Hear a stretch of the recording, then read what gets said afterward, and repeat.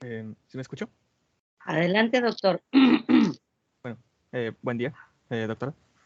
Ok. Mi nombre es Medina Mariño, y voy a exponer uno de los trastornos mieloproliferativos, que es la leucemia mieloide crónica. Dale Ok. la siguiente. Voy a salir un poquito de pantalla, pero te escucho, ¿vale?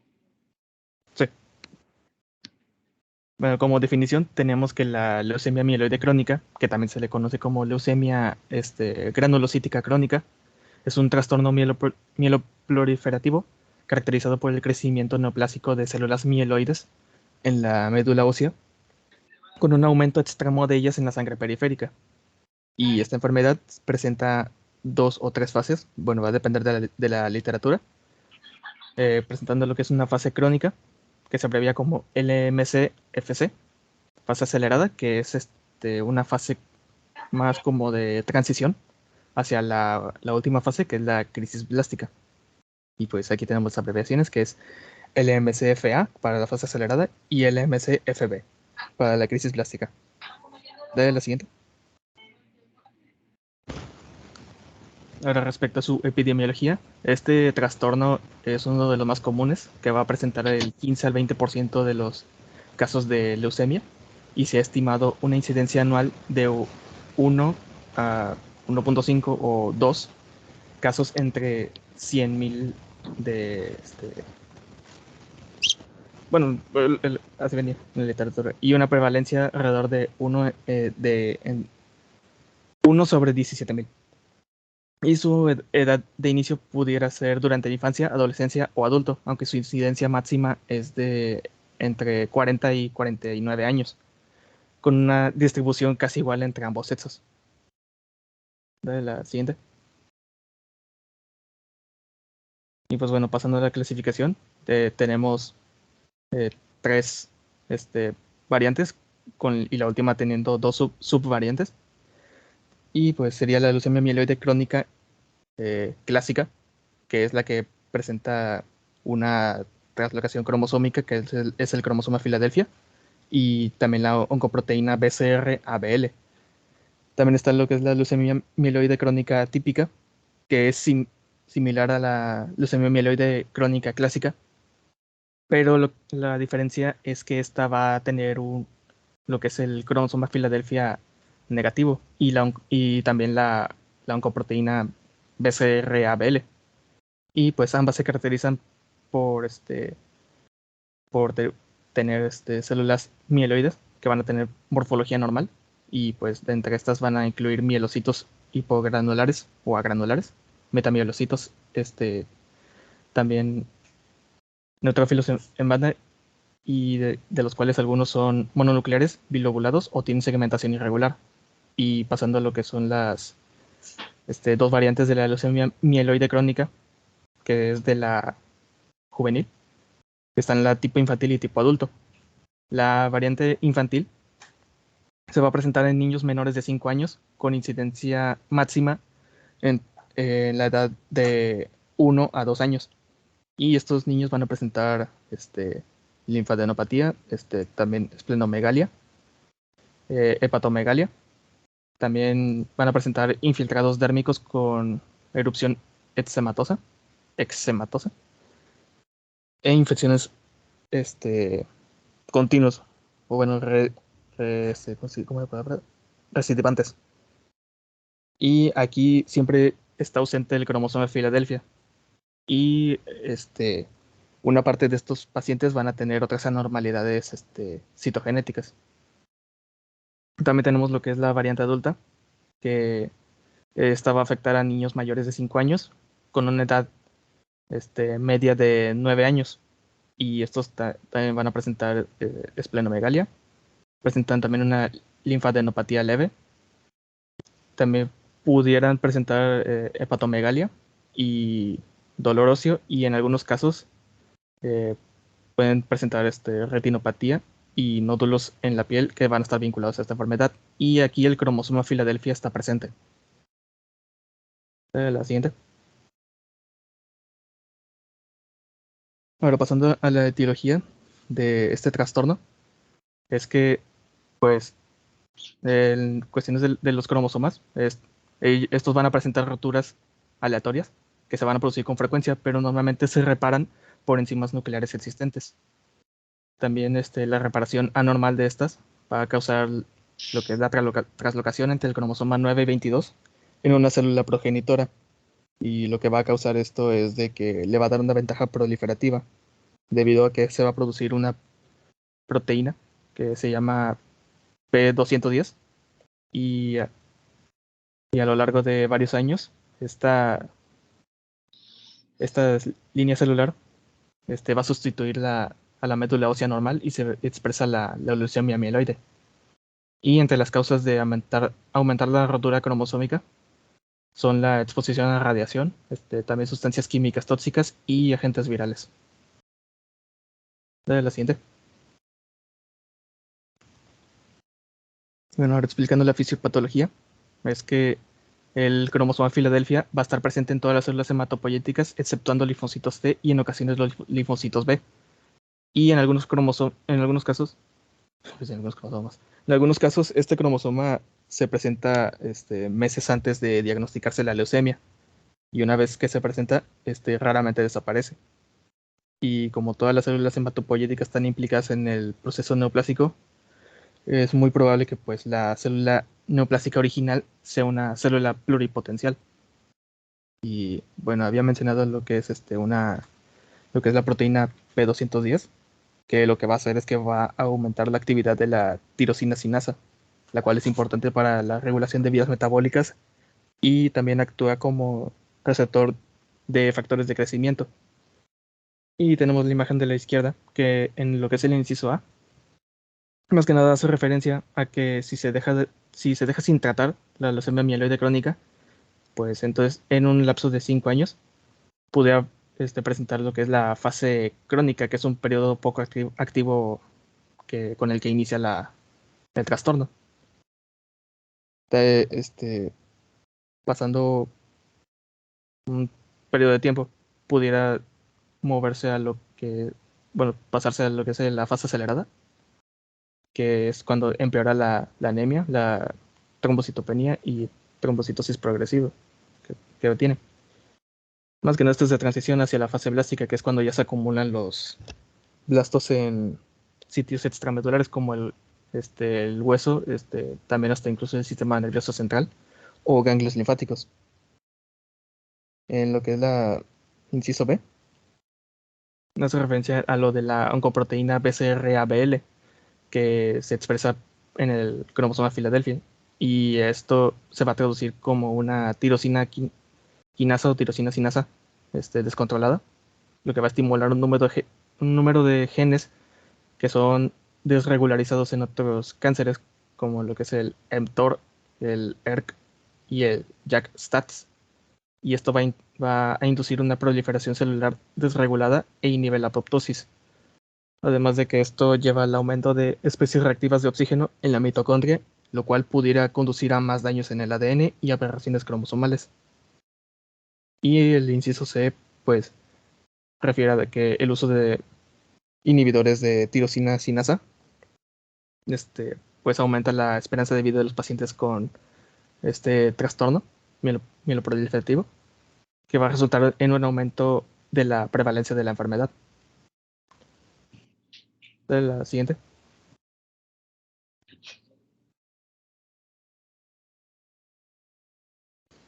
Y ahora pasando al cuadro clínico, esta leucemia va a tener un comienzo insidioso. De entre los síntomas que va a tener es debilidad, adinamia, una fiebre atípica, sudores, también pérdida de peso y plenitud abdominal. Y en ocasiones se presentan hemorragias en la vía, en el tracto gastrointestinal o de la retina como primeros síntomas de la enfermedad. Y en el examen físico va a presentar palidez, hipersensibilidad en la parte inferior del esternón, esplenomegalia y en ocasiones hepatomegalia. Y la linfadenopatía pudiera ser no frecuente al inicio, pero se presenta durante la fase aguda de la enfermedad. Y las petequias y equimosis van a reflejar la presencia de anormalidades cuantitativas o cualitativas de las plaquetas. Y en algunos casos, la leucemia mieloide crónica va a ser asintomática y se puede descubrir incidentalmente mediante estudios realizados por otros problemas médicos. Dale la siguiente.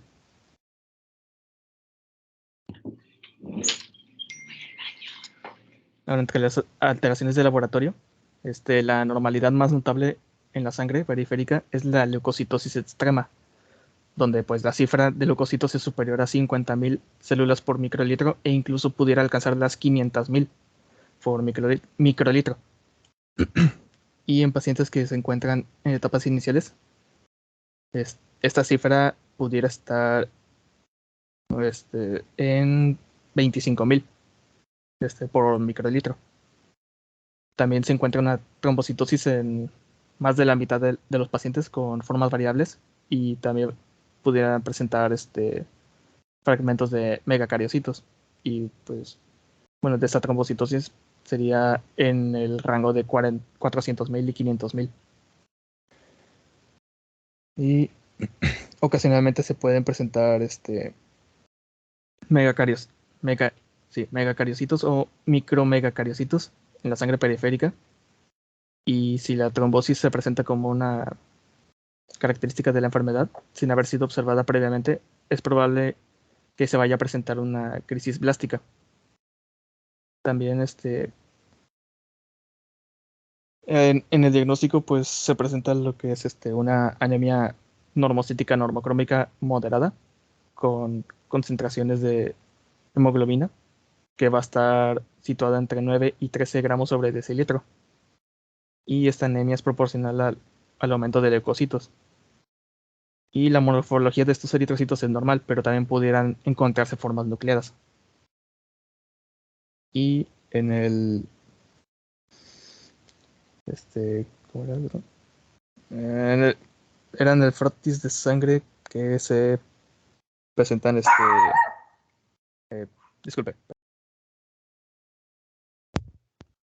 ya, volví, perdón. Se encuentran granulocitos en todas las etapas de maduración y también las células que predominan son los neutrófilos segmentados y los mielocitos. También la basofilia progresiva puede anunciar la inminencia de crisis blástica. De la siguiente.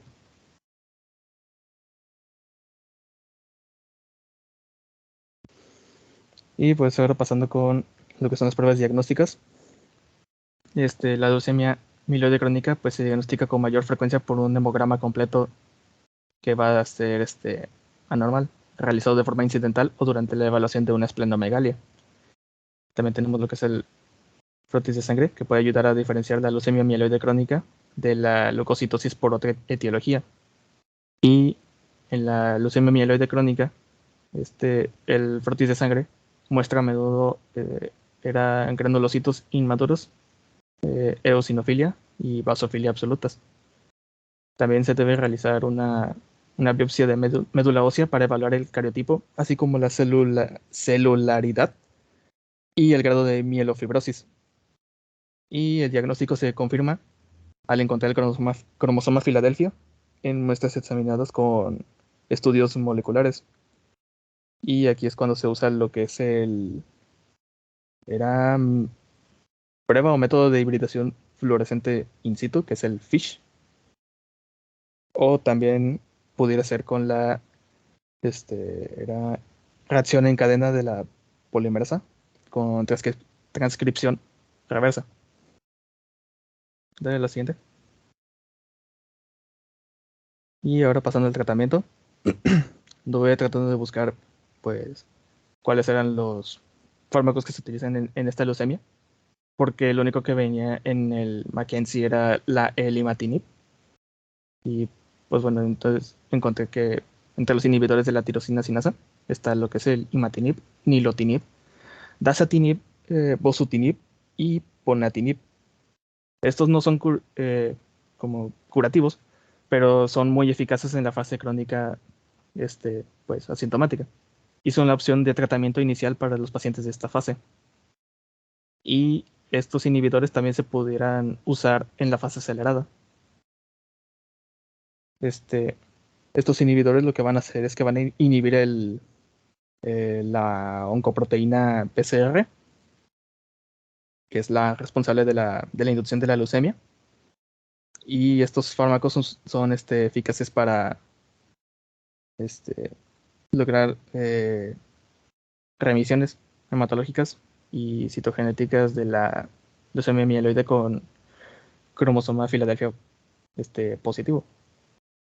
Y de entre los tratamientos no farmacológicos está la leucoforesis, que es un procedimiento donde la sangre pues pasa por una máquina especial, que lo que va a hacer es que va a extraer los glóbulos blancos, incluyendo las células leucémicas, y regresa el resto de la sangre, de las células sanguíneas y el plasma al torrente sanguíneo.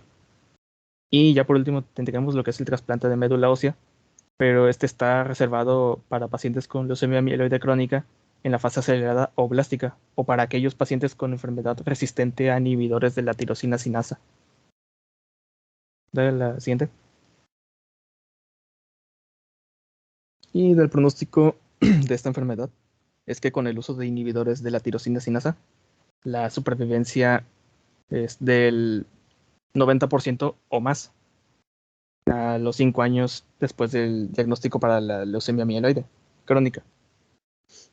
Y pues había leído que antes de que se usaran los inhibidores de la tirosina sinasa, que incluso con tratamiento, un porcentaje de los pacientes tratados moría después de los 2 años de diagnóstico.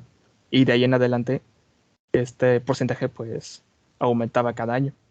Y la media de supervivencia era de 4 a 7 años.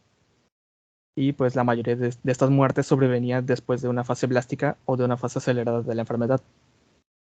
Y la vida media, por así decirlo, de supervivencia de una crisis blástica es de alrededor de 3 a 6 meses, o más prolongada si se logró la remisión. Y pues bueno, con eso se podría concluir que el pronóstico va a depender de cuánto progrese el trastorno y pues en qué fase se sitúe la leucemia mieloide crónica. Y pues ya eso sería todo de mi parte. Y en la siguiente están las bibliografías. Vamos a verlas. Bueno, fíjate bien, doctor. Vamos a regresarnos a tu presentación.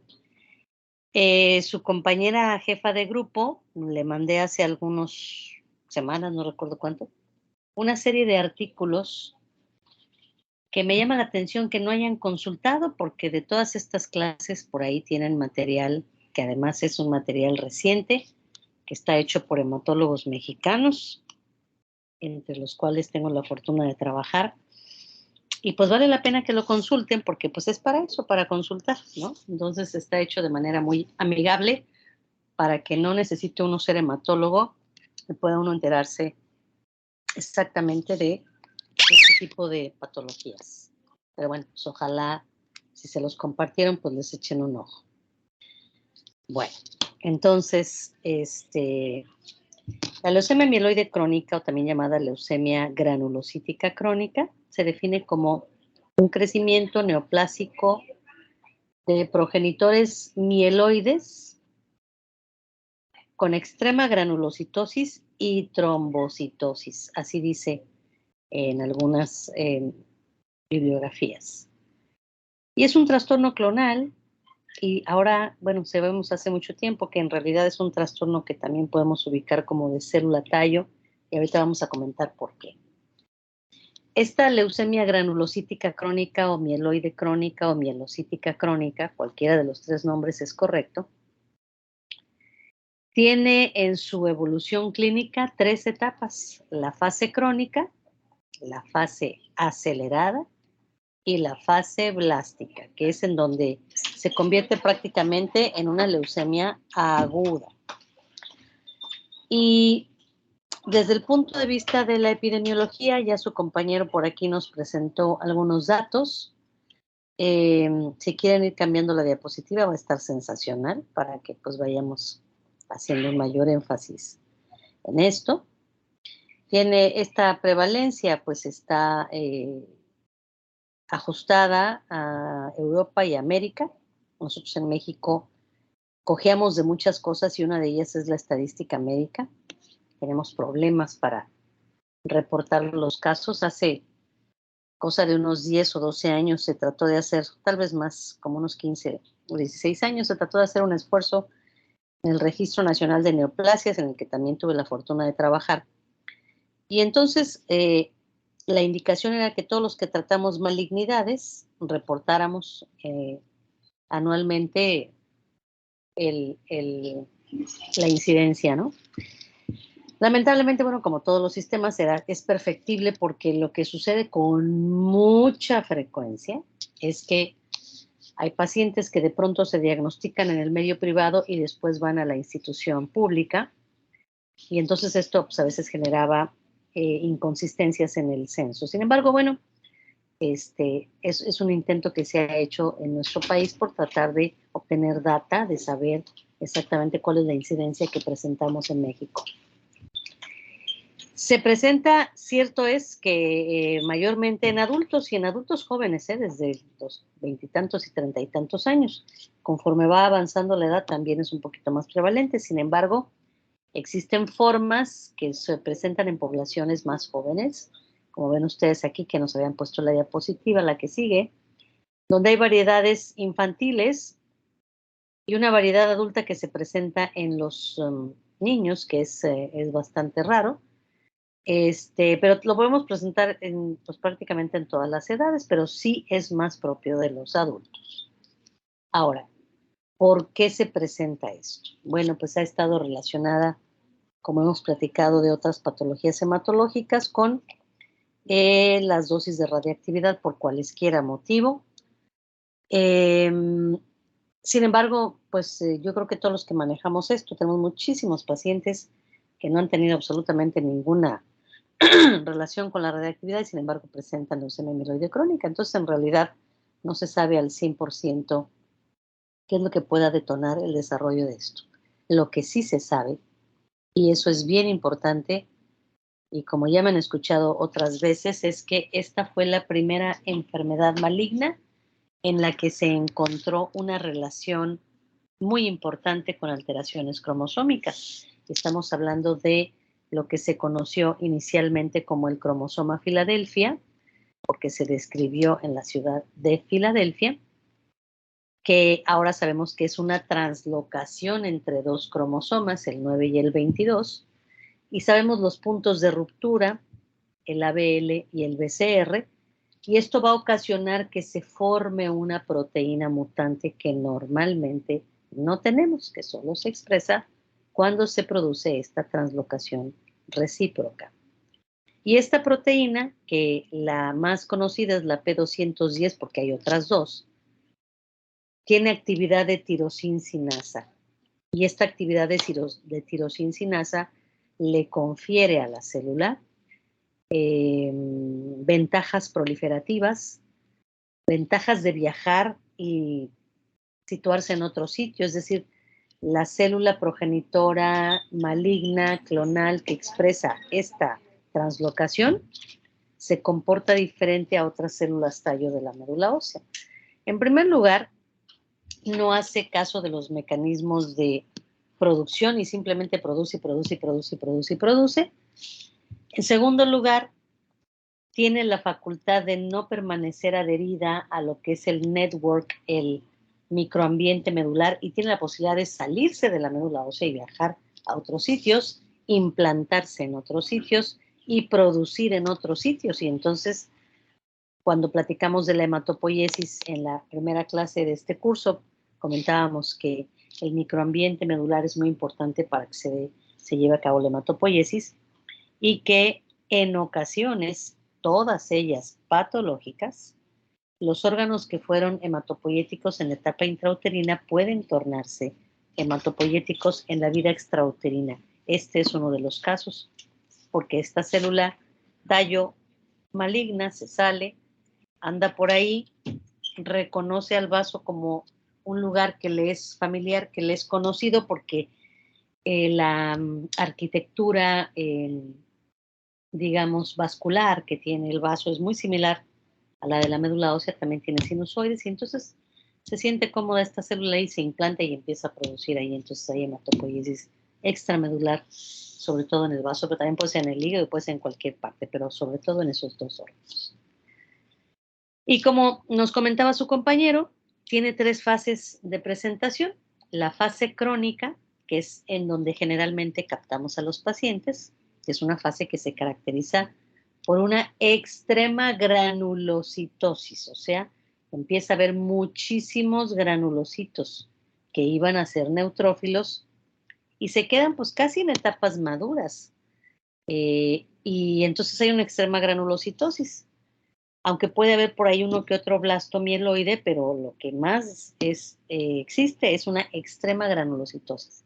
Y en la mitad de los casos, en el 50% de los casos, también se presenta una trombocitosis, que quiere decir que hay un mayor incremento en la cuenta plaquetaria y entonces la mitad de los pacientes se presentan así con trombocitosis. Y el dato muy importante es que el vaso está crecido. Eso es, digamos, que la característica de presentación de esta enfermedad. Esplenomegalia, granulocitosis y en la mitad de los casos, además, trombocitosis. Y puede haber, por supuesto, anemia, pero pudiera no haberla. Entonces, podría estar perfectamente la hemoglobina normal, pero granulocitosis. ¿Cuándo? Más o menos de cuántas cifras estamos hablando. Habitualmente arriba de los 30,000 leucocitos, 50,000, etcétera, pero hay ocasiones en que llegan los pacientes con 600,000 leucocitos. Y acuérdense que cuando decimos estas cifras nos estamos refiriendo a la cantidad de leucocitos que hay en un microlitro, que es lo que el reporte que nos da la citometría hemática, ¿no? Entonces, esos, imagínense, ¿qué diferencia habrá de tener 11,000 leucocitos como máximo, que eso es una cifra normal, a en lugar de 11,000 por microlitro, tener 600,000 por microlitro? Es una cantidad bárbaramente gigante, enorme de leucocitos y de granulocitos. Y estos granulocitos están en etapas intermedias o maduras o casi maduras de diferenciación. Y entonces vemos promielocitos, vemos metamielocitos, vemos bandas, vemos neutrófilos, pues que alcanzan a tener segmentación. Y esto, cuando se presenta, uno de los diagnósticos diferenciales es algo que se llama reacción leucemoide. Si, por ejemplo, un paciente, y les voy a poner un ejemplo, si, por ejemplo, un paciente tiene un absceso en cualquier parte del cuerpo porque le hicieron una cirugía de abdomen y se complicó y resultó que hay por ahí líquido y se forma un absceso gigante, la respuesta normal de nuestro cuerpo ante un evento de esa naturaleza es producir muchos más granulocitos porque son necesarios, porque hay un proceso bacteriano que hay que combatir y es normal que un paciente que tiene ese tipo de patología desarrolle una leucocitosis con neutrofilia secundaria. Pero esto normalmente no suele superar los 30,000 leucocitos, sin embargo ya 30,000 pueden ser cualquiera de las dos. Entonces, una de estas características es que a veces hay que establecer diagnóstico diferencial con las reacciones leucemoides. ¿Qué cosa tienen de diferente? Pues una reacción leucemoide no tendría por qué tener el vaso crecido, aunque bueno, hay circunstancias en las que por otras patologías no hematológicas, que tal que el paciente tiene una hepatopatía de cualquier etiología que ustedes gusten y pudiera tener el vaso crecido, y bueno, eso podría justificar que tuviera el paciente esplenomegalia. Pero una de las pruebas que normalmente pedimos cuando se trata de establecer diferencia, antes de que lleguemos a las pruebas clásicas que hoy en día son las necesarias para establecer este diagnóstico, es que pedíamos algo que se llamaba fosfatasa alcalina leucocicaria. Recordemos que estos granulocitos, su papel en la vida normal es luchar contra bacterias, y entonces ellos se valen de su arsenal químico contenido en los gránulos de los granulocitos, y este arsenal químico incluye una serie de proteínas que lisan paredes bacterianas, que también atraen a otros que son quimiotácticos, etcétera, etcétera. Entonces, cuando una célula está totalmente madura, expresa una cantidad normal de esta fosfatasa alcalina leucocitaria, que es una de estas armas que se utilizan, Y entonces los neutrófilos de la leucemia granulocítica no llegan a tener las cantidades que debieran y entonces están más bajos. Y esa es una de las diferencias que podríamos solicitar eventualmente. Pero por supuesto que la prueba reina con la que se establece el diagnóstico es hoy en día la más accesible por la técnica de la polimerasa de reacción en cadena con transcriptasa reversa, ver precisamente la cantidad de transcritos de este producto de fusión del gen BCR-ABL, que ya dijimos que es una proteína mutante resultante. Y bueno, por supuesto que podríamos hacer un FISH, que es desde luego una técnica un poquito más cara, sin embargo, también es una técnica aceptable para este tipo de patología. ¿Qué otras alteraciones presentan? Bueno, antes de que lleguemos al laboratorio. El paciente desde el punto de vista clínico pudiera no tener síntomas y cuando los tiene, son síntomas que están relacionados con la reproducción celular. Entonces ya sabemos que cuando está ocurriendo una neoplasia y que se están produciendo muchísimas células, se liberan pirógenos endógenos que nos van a dar hipertermia, ¿no? Y la hipertermia tiene las características que hemos platicado antes, que tiene cierto predominio de presentación vespertino nocturno. Se presenta también diaforesis intensa, sobre todo en la noche. Entonces el paciente de pronto son las 3 de la mañana y tal vez tiene la fortuna de dormir con un aire acondicionado y de todas maneras moja su ropa de cama, la pijama, la almohada. Este tipo de situaciones se presentan. Otro dato que muchas veces hace que el paciente acuda con el médico es que, como les he platicado, de pronto el paciente está acostado y se toca el abdomen y se palpa algo que siente en el abdomen del lado izquierdo y que está crecido, pero que no le duele, pero que siente una bola ahí y esa bola es el vaso. Entonces, muchas veces el paciente, pensando en cómo le entró el agua al coco, de pronto, pues se siente esa bolita y acude con el médico. Al ver o al observar un frotis de sangre periférica, aquí su compañero nos puso uno, observamos que sí, que lo que predomina aquí prácticamente, salvo un par de células que veo por ahí, tal vez 4, todos son granulocitos. Pero vemos en la parte de arriba, sobre todo, imagínense que esto es un reloj, poquitito antes de las 12, digamos que al 4 minutos para las 12 hay una célula que, como diríamos en Plaza Sésamo, diferente a todas las demás. Esa célula es un normoblasto, es una célula de la serie roja que todavía está nucleada y que sin embargo está en la sangre periférica, que es algo que también podemos observar ocasionalmente. Y la otra célula que está poquito antes a la una, que también tiene un núcleo grande, es un linfocito.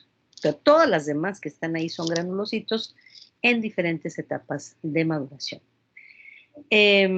También podemos observar un incremento en los basófilos y en los eosinófilos.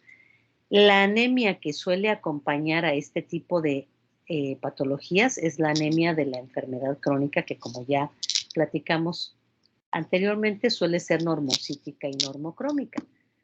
Y bueno, en este frotis sí vemos plaquetas, pero no están incrementadas, están en un número normal, pero a veces veríamos incluso una enorme cantidad de plaquetas, como ya les decía, en la mitad de los casos el paciente a veces supera el 1.000.000 de plaquetas por microlitro. Entonces imagínense un paciente que tenga a lo mejor 600,000 leucocitos en lugar de 11,000, que tenga 1.200.000 plaquetas en lugar de 300,000 en un microlitro. Estamos hablando de un microlitro, recuérdenlo siempre. Entonces, esto es lo que suele presentarse desde el punto de vista de las alteraciones de la sangre periférica. Pero también bioquímicamente vamos a observar alteraciones que otra vez tienen que ver con la reproducción celular muy incrementada. Tendríamos, en primer lugar, el desarrollo de hiperuricemia.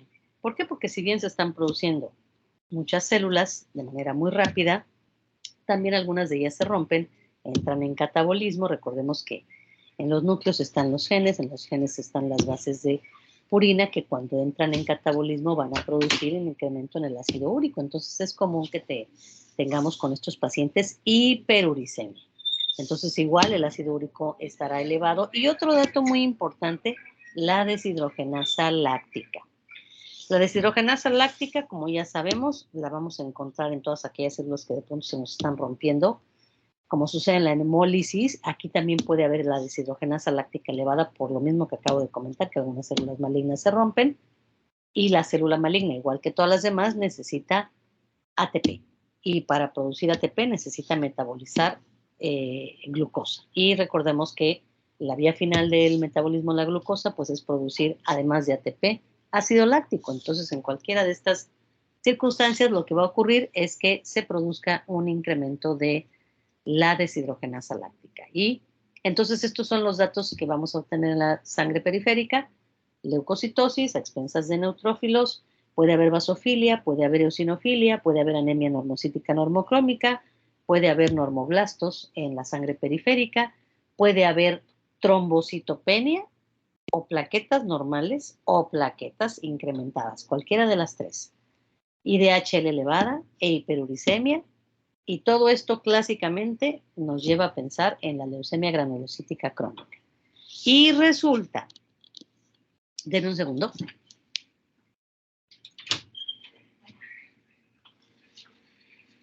Y resulta, perdón, que esta es la fase crónica de la enfermedad, en donde la célula que predomina es una célula pues casi madura. Y luego, si la dejáramos evolucionar solita sin tratamiento, empezaría el paciente a tener datos de fase acelerada, en donde lo que sucede es que ya las células ya no son tan maduras, empieza a haber más promielocitos, empieza a haber uno que otro blasto, empieza a haber basofilia y empiezan a disminuir las plaquetas y empieza a haber más anemia, y finalmente la fase blástica, en donde, como su nombre lo dice, la célula que predomina es un blasto. Y esta leucemia, de ser una leucemia crónica, se convierte en una leucemia aguda, porque ya hay 25 o 30% de blastos. Y el dato que nos hace saber que esto es un trastorno de célula tallo es que cuando esta leucemia se transforma a una leucemia aguda, puede hacerlo hacia una leucemia mieloide aguda o hacia una leucemia linfoblástica aguda. Por eso sabemos que la célula que está enfermita es esta célula madre o célula progenitora. Si a un paciente lo dejáramos evolucionar a esto, una vez que se establece la fase blástica, como su compañero nos platicó, el paciente no suele sobrevivir más de 3 meses, y eso con tratamiento. Eso sucedía hasta antes del año 2000. Los hematólogos, que como su servidora estamos todavía jovenazos, nos tocó presenciar un antes y un después en varias enfermedades que seguramente a ustedes, ojalá así sea, les va a ocurrir. Cuando yo era residente y que estaba en entrenamiento para hacerme hematóloga, resulta que el tratamiento de la leucemia granulocítica crónica, que había demostrado mejor eficacia en aquel entonces, era la combinación entre 2 drogas, la citarabina, que es un citostático, y el interferón alfa. Y por aquellos años los interferones, que no tenían mucho tiempo de estarse utilizando como antiproliferativos, eran súper caros. Entonces, como estas dosis de los interferones se calculaban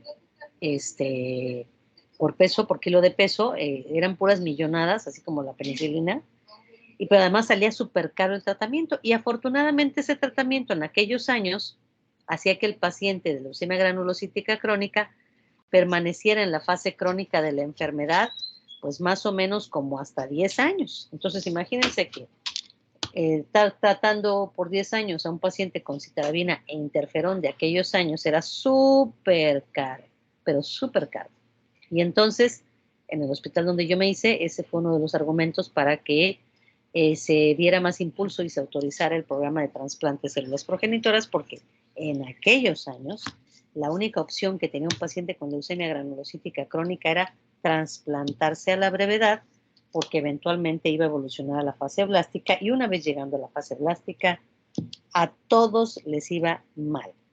¿Qué les dábamos cuando llegaban a la fase blástica? Pues si era una leucemia mieloide, el tratamiento de una leucemia mieloide aguda, y si era una linfoblástica, pues el tratamiento de una linfoblástica, pero ninguno superaba los 3 meses de una vez iniciada la fase blástica. O sea, era mortal de todas.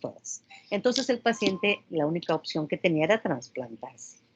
Y era un trasplante en aquellos años halogénico, de donador relacionado. Todavía no se echaba a andar el trasplante haploidéntico, que hoy en día ha tomado mucho más auge, que requiere tener menos, digamos, compatibilidad en el sistema HLA, y que al que, bueno, se le está dando mucho más auge ya desde hace unos años para acá. Entonces, aquel paciente que no se trasplantaba, segurito se iba a morir eventualmente. Y por ahí del año 1999 empezó a salir una información acerca de una molécula que otra vez, la leucemia granulocítica crónica tiene muchas primeras veces. La primera vez que se identificó una alteración cromosómica y la primera vez en el mundo que se produjo una molécula diseñada para un blanco molecular, que es el inhibidor de esta proteína mutante BCR-ABL, que es un inhibidor de tirosincinasa. Y la primera droga que salió al mercado fue el mesilato de imatinib. Esto que les estoy platicando fue estos estudios. Tuvimos la fortuna, algunos hematólogos como de mi vuelo, de ir a escucharlos al MD Anderson aquí en Houston, donde se llevó a cabo un estudio que si algún día lo leen está fantástico, es el estudio IRIS, que tomó muchísimos años, donde se daba un tratamiento que era oral, que era tomado a los pacientes con leucemia granulocítica crónica, que es este inhibidor específico de BCR-ABL, es decir, esta proteína mutante que solo se produce con esta translocación. Y entonces cambió totalmente la historia de la enfermedad. De ser una enfermedad a todas mortal, a convertirse en una enfermedad que hoy en día pues es, digo, salvo algo que comentaremos más adelante, bastante fácil de manejar. Se vuelve o se ha vuelto una enfermedad crónica en el sentido de que bastante bien manejada y de pronto medio sencilla de meter en control a los pacientes. Y entonces marcó un antes y un después en los pacientes con diagnóstico de leucemia granulocítica crónica. Y empezamos, fue tan evidente la mejoría que tenían estos pacientes que ni siquiera evolucionaban ya ni a fases aceleradas ni a fases blásticas, que la FDA aprobó en fast track, o sea, rapidísimo, el mesilato de imatinib. Y así rapidísimo se aprobó por la Agencia Europea de Medicamentos y se aprobó, por supuesto, por la COFEPRIS en México. Y los empezamos a utilizar súper rápido, entró a los institutos. Y bueno, hay pacientes que yo tengo 20 años de estar tratando, ya no con imatinib, ya no con otros inhibidores de tirosincinasa de segunda y tercera generación, pero cambió totalmente la historia de esta enfermedad de ser mortal de todas, a ser una de las leucemias de mejor pronóstico hoy en día, tanto agudas como crónicas. Entonces, nos tocó efectivamente la época de un antes y un después. El diagnóstico requiere sí o sí establecer la presencia del BCR-ABL mediante, ya les platiqué, la tirosin, el PCR o el FISH. Eso definitivamente hay que hacerlo. Hay pacientes que a todos les iba muy bien, pero hay un grupo de pacientes a los que no les iba bien con imatinib. Y entonces se dieron cuenta que había algunas mutaciones específicas de este BCR-ABL que eran resistentes al imatinib. Y entonces se crearon otros medicamentos de segunda generación, como nilotinib, como dasatinib, que son los que tenemos hoy en día en los cuadros básicos. Tenemos los tres. Próximamente tendremos bosutinib y ponatinib, que ya son de tercera generación.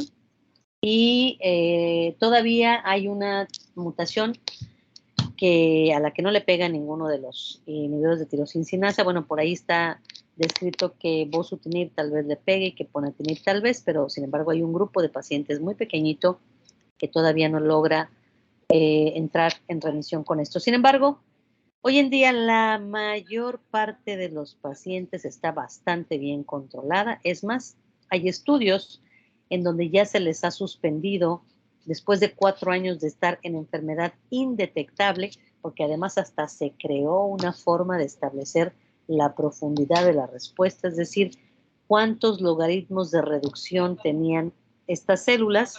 Y entonces ahorita el 0.00 es el estándar al que debemos de llegar todos mediante este PCR, que es un estándar internacional que se ha creado.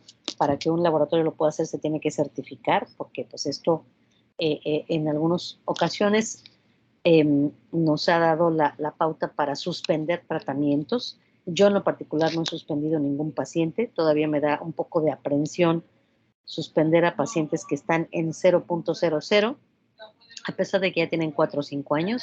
Yo en lo particular nunca los he suspendido, pero hay estudios por ahí que han suspendido pacientes que como si el paciente estuviera totalmente curado. O sea, logra revertirse. Entonces, la leucemia granulocítica crónica ha sido una enfermedad que nos ha enseñado muchísimo, que nos ha enseñado que hay que dejar de andar estudiando otorrinolaringología y pediatría, hay que estudiar genética, hay que estudiar biología molecular, porque esto es lo que va a persistir el resto del tiempo.